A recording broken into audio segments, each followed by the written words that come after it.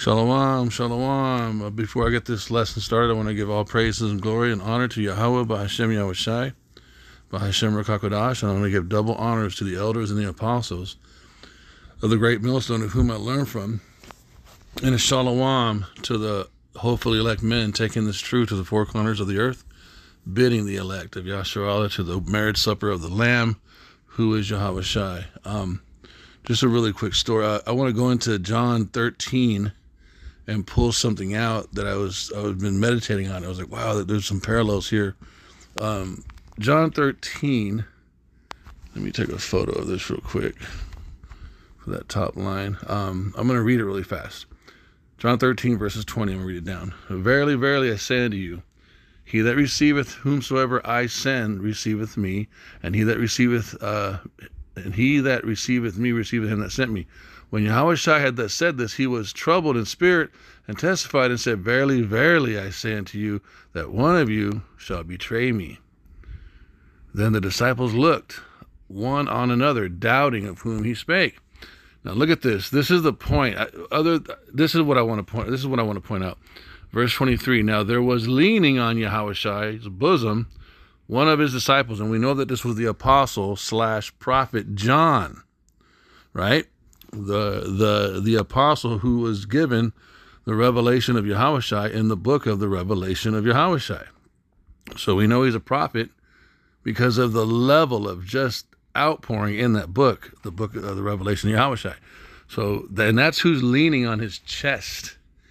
These guys are so close with Yahawashi at this point in their life where John is a man, he's a young man, and he's leaning against Yahawashi as they're just lounging and talking.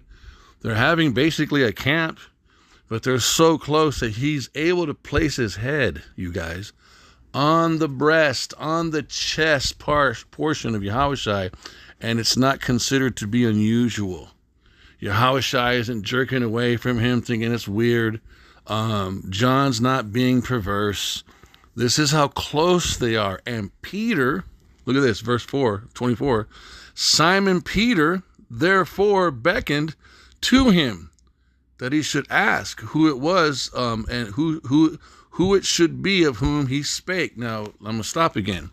So Peter, the head apostle, he's older. He's right there too. He's actually close enough. I'm trying to paint a picture. He's physically close enough to John to be able to touch him.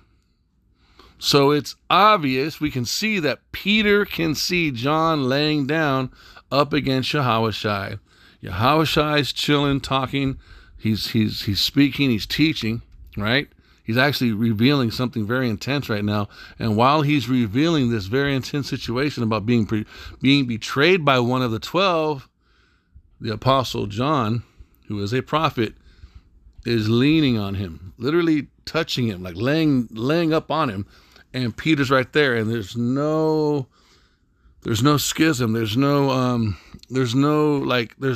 one saying, what are you doing? It's not even a thought in their minds. They're so close with each other that John is able to do this, and none of the other apostles are weirded out about it. And I'm trying to show, that's the point I'm trying to pull out of this, okay?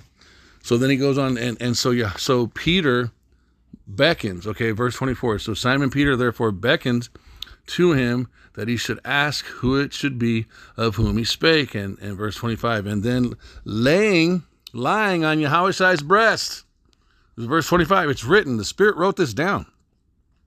He then, the apostle John, lying on Yahawashi's breast. This is a young man laying on his master, his teacher, his redeemer. Okay, he's laying on his chest, you guys. He then laying on Yahawashi's chest said unto him, Lord, who is it? And Yahawashi answered, verse 26, it is he to whom I shall give a soap when I have dipped it. And when he had dipped the soap, he gave it to Judas Iscariot, the son of Simon. I'm trying to I want to talk about this verses 23 and 24 and 25.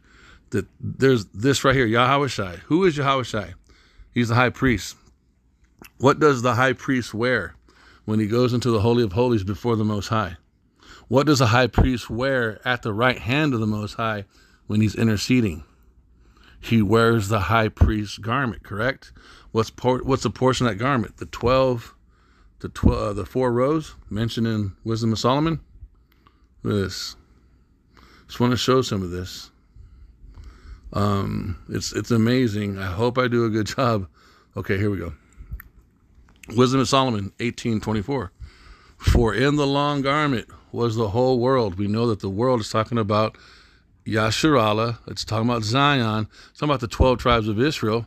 And because the very next line after the comma explains it. And the 4 rows of the stones was the glory of the Father's graven, and thy majesty upon the diadem of his head. The name of Yahweh being on his head. Holiness unto Yahweh, right? He's got the 2 onyx stones on his right and left. He's got 6 names of the tribes of the 12 tribes of Israel on the right, and 6 names of the 12 tribes of Israel on the left. Combining together makes 12. He's got a long garment, right? Goes all the way down to his feet. On the bottom of that garment, it's got bells and pomegranates. There's a certain colors that the robe is made about, and he wears he's got a mitre on his head, and on his head, on his forehead, on the mitre, the diadem, holiness unto Yahawashi. And the 4 rows is called the breastplate of judgment, right? And it's the 12 tribes, it's the 12 stones, and in physical, or in the new covenant, or in the Mount Zion, it will be the 144,000 chosen with him on Mount Zion. You see all this? It's really beautiful, man. And then I believe this is wisdom. So look at this. Wisdom of Solomon 5:17. He shall take to him his jealousy for complete armor, and make the creature, and we know that the word creature, and make the creature his weapon for the revenge of his enemies. And we know that the creature is talking about the Israelite men, the elect Israelite men. Let's read that that little verse right there. So verse 10. So this is Wisdom of Solomon 5, verse 17. I'm going to read it all the way down. This is verse 17. He shall take to him his jealousy for complete armor, and make the creature his weapon for the revenge of his enemies. Verse 18. He shall put on righteousness as a breastplate, and true judgment instead of an helmet. Verse 19. He shall take holiness for an invincible shield. Verse 20. His severe wrath shall he sharpen for a sword, and the world shall fight with him against the unwise. That world goes back up to verse 17, the creature, and it lines up with the other precept that talks about the 4 rows. So that world is talking about the elect men of Israel. Okay? Verse 20 again. His severe wrath shall he sharpen for a sword, and the world, the elect men of Israel, shall fight with him against the unwise. And we know the unwise is the wicked. Verse 21, then shall the right aiming thunderbolts go abroad, and from the clouds, it's talking about the UFO chariots, as from a well-drawn bow shall they fly to the mark, and hailstones full of wrath shall be a cast as out of the stone bow. Talking about the ICBM missiles. And the water of the sea shall rage against them, and the flood shall cruelly drown them. So we see all this beautiful poetic closeness with Yahawashi. Look what Peter explains. 1 Peter 2:5. Ye also, as lively stones. Same thing about these stones in the breastplate. For in the long robe was the whole world, and the 4 rows of the stones was the glory of the Father's graven. You got to connect all this stuff. It's awesome. 1 Peter 2:5. Ye also, as lively stones, are built up as a spiritual house, a holy priesthood. And that word house, I believe, let's look it up but I before I even look it up, I want to suggest that the word house goes into nation, family, race. That's how it is.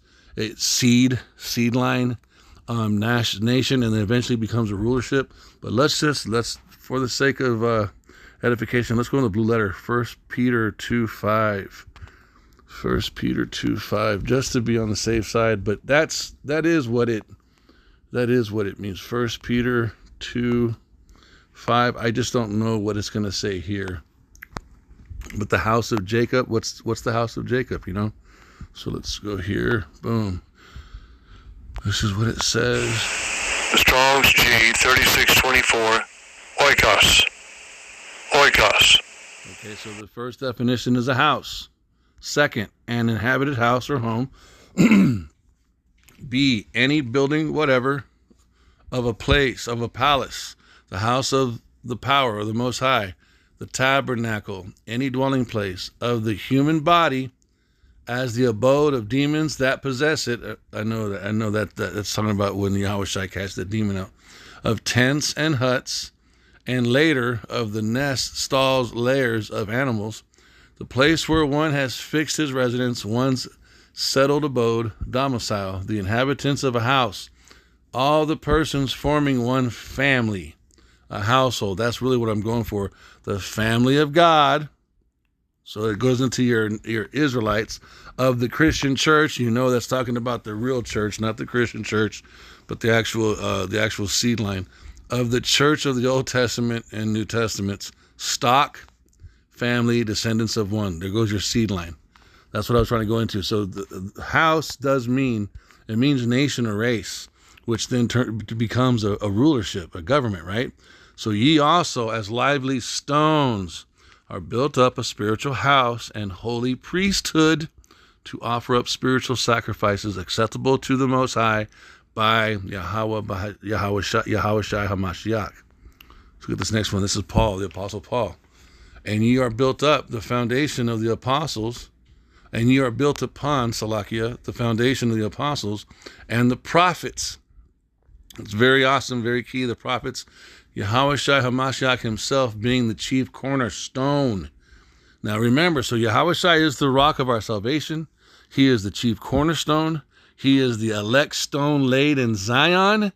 And the apostles that Yahawashi chose and personally taught himself, including Paul, Peter, James, John, they are called living stones, and we are built as living stones on their foundation.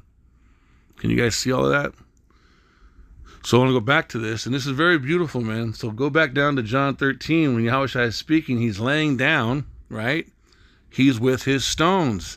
He is the chief cornerstone. He is the elect stone, and they are all alive, and he's chilling, and one of his stones is so close to him in this very moment where his head is literally laying down in the very place where the breastplate of judgment actually goes on Yahawashi's body when he's standing before his Father in priestly fashion, offering up prayers. And we can see right here, I believe it's a verse, how then are they? Okay, yes, hold on. Then the disciples, verse 22, then the disciples looked one upon another, doubting of whom we spake, verse 23. Now there was leaning on Yahawashi's bosom, one of the disciples whom Yahawashi loved. And in fact, if we're going to be technical with this, the hopeful elect, right? The 12 rows, the 4 rows, which are the 12 stones. Those are all the 144 elect men, and they are all loved by Yahawashi, and they're all close to him, this close, just like John is.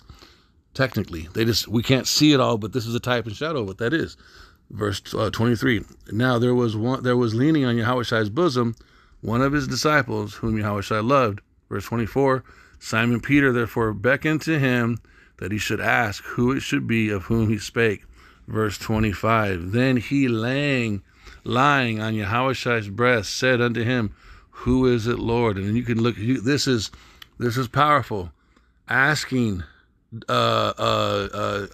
edification on something that Yahawashi has been speaking about. He's speaking to them directly, but then they don't understand, right? Someone's going to betray me. Well, who? So this can go into all kinds of stuff. Reading the scriptures, going in the prophecy, going into the dark sayings. Yahawashi has spoken these things to us, has he not? Yes, he has. But there's some things that we don't totally understand just right away, and yet we're still close to him, and we got to press in through prayer, right? We got to ask, hey, so what do you mean by what you just said to me? And then verse 26, Yahawashi answered, it is to whom I shall give a sup. So he gives the edification. And in this particular story, he's talking about Judas, but you can apply this to every situation with the elect concerning Yahawashi, because wherever he goes, they follow him, right? Wherever he goes, they follow him. Let's get that. It's in, I believe it's Revelations 14.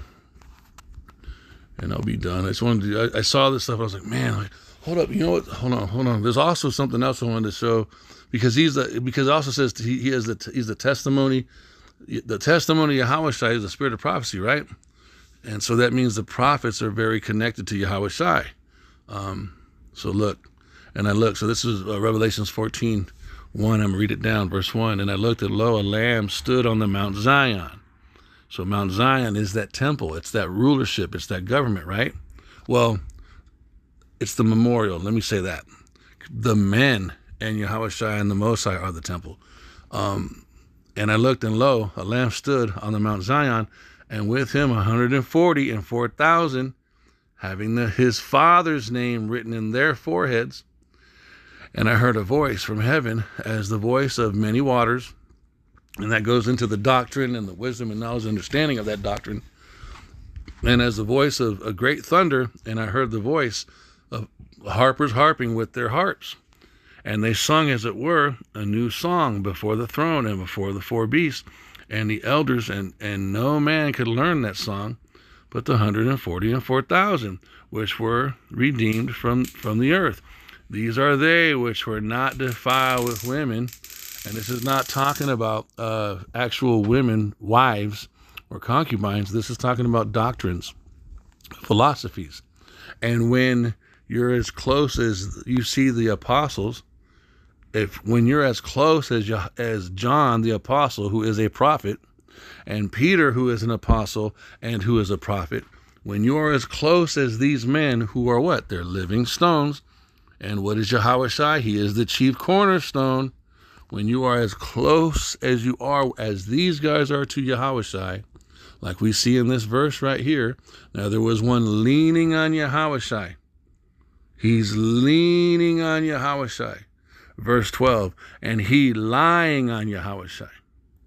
Can you see this? This is an elect man, you guys. This is a prophet. John is a skillful prophet. Do you understand what it takes to read his writings?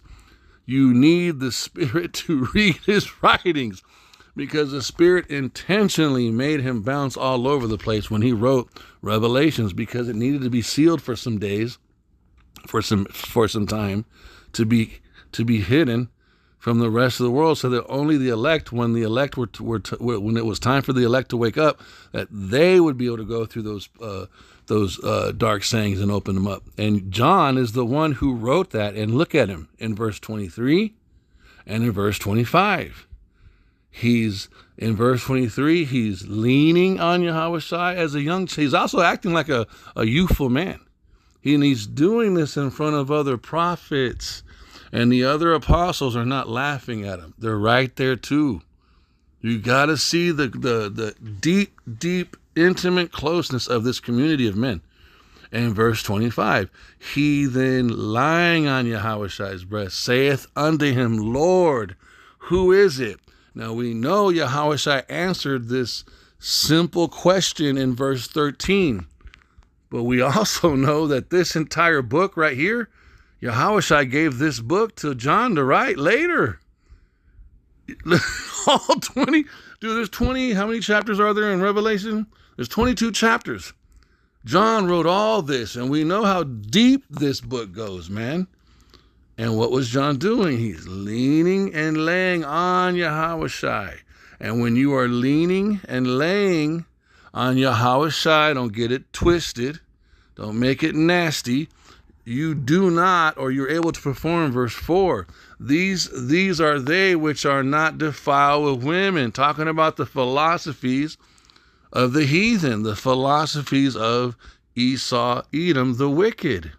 You're not drunk on that wine because you're leaning, you're so close to Yahawashi, you become so comfortable with him, even in rebuke, that you can rest your head on his chest. You can rest your head on the place of judgment that's on his chest. The breastplate of judgment is upon his chest because he is the high priest.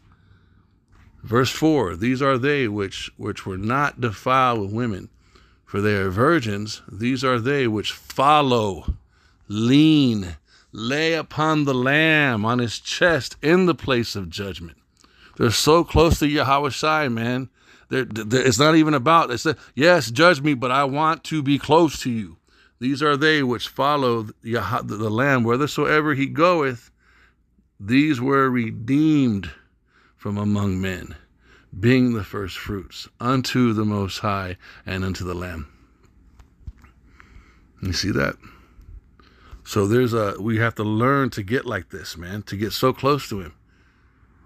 Ephesians 2. I'm looking at this. I'm like, golly, I want to say one more. Where's the testimony of his testimony?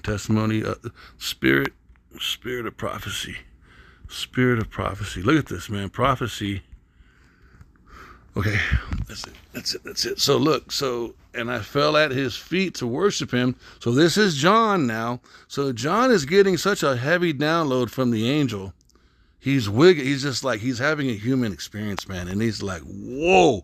So he bows in worship, bro. He's not trying to be perverse. He's just overwhelmed. He's staggering. He's also an older man now. He's in like his 90s, I believe. He's on the island of Patmos. So he's even more developed than who he was when he was younger, when he was leaning upon Yahawashi. He's even more tenderhearted, okay? And he's just overwhelmed at the magnificence. So he just begins to praise the angel, okay? And verse 10, and I fell at his feet to worship him. And he said unto me, see thou do it not. I am thy fellow servant, and of thy brethren that have the testimony of Yahawashi. Worship the Most High, for the testimony of Yahawashi is the spirit of prophecy. And we know that Peter is a prophet. We know that John is a prophet. We understand that Yahawashi himself also is a prophet, and prophecy is connected to the testimony of Yahawashi.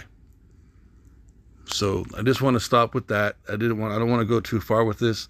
It says, Kahala Yahweh by Hashem Yahawashi, by Hashem Rakakwadash. Just the water that we have, you guys, we have his name. We have the name of Yahweh, and we have the name of Yahawashi, bro. And this is the goal. This is where we want to go with this. We want to be like John. We want to be like Peter. We want to be like the apostles, man, just close to him, because they do this. They follow him wherever he goes. They're all, these guys right here, this verse, they're all doing like John and Peter. They're on the breastplate. Their heads are on the breastplate of Yahawashi. And I looked, and lo, a lamb stood on the Mount Zion, and with him 144,000 having his father's name written in their foreheads. And I heard a voice from heaven as the voice of many waters. And the result is what? When they ask questions, he speaks to them. When he speaks to them, like Yahawashi was speaking to John and Peter and the other apostles about something personal to him, what was he talking about? Someone's going to betray me. That's personal information, you guys. That's very personal friendship. That's stuff that you share with people who are close with you. And it doesn't have to always only be about a betrayal. It can be any topic close to Yahawashi. He shares it with these men right here, because they're all leaning on his breast. All their heads are leaning on his chest, which is what? The breastplate of judgment, which is what? It's what he wears when he stands before his Father in intercession. And I heard a voice from heaven, verse 2, and I heard a voice from heaven as a voice of many waters, and as the voice of great thunder, and heard the voice of harpers harping with their harps, and they sung, as it were, a new song before the throne and before the four beasts. And this is why they're able to harp and to sing this way, because they're so close to him. And he reveals his innermost thoughts to them, and they're able to sing them out. And the elders, and no man could learn these secrets. No man could hear these confessions. No man could express these expressions, and no man could get this doctrine. Okay, no man could learn that song but the 144,000 which were redeemed from the earth. These are they which were not defiled with women, for they are virgins. These are they which follow the Lamb, whithersoever he goeth. They follow him. Look at this. This is what you see. Again, I don't mean to but come on, man. Verse 23, John 13. Now there was one leaning on Yahawashi, and that one eventually writes the book of Revelation. And that one asks a question at the direction of Peter, and what? He gets an answer. You don't think Yahawashi didn't see Peter ask John to ask him? Did Yahawashi laugh? No. Why? Because Yahawashi loves Peter too. You got to see this whole network, man. I want to cuss to express. It is awesome. And verses 23 to 26 is right here. It's verses 4 in chapter 14. These are they which are not defiled with other doctrines. They don't care about the voices, or they don't care about the confessions or the secrets of the nations, of the deep things of Satan, so to speak. For they are virgins. These are they which follow the Lamb whithersoever he goes. These were redeemed from among men, because being the first fruits unto the Most High and the Lamb. I pray that this lesson was edifying. I want to give all praises and glory to Yahweh, B'Hashem Yahawashi, B'Hashem Rakakodash. I want to give double honors to the elders and the apostles of the great millstone, of whom I learned from, and a shalom to the hopefully elect, taking this truth to the four corners of the earth, bidding the hopefully elect of Yasharallah to the marriage supper of the Lamb, who is Yahawashi. This is your brother Radah. Shalom.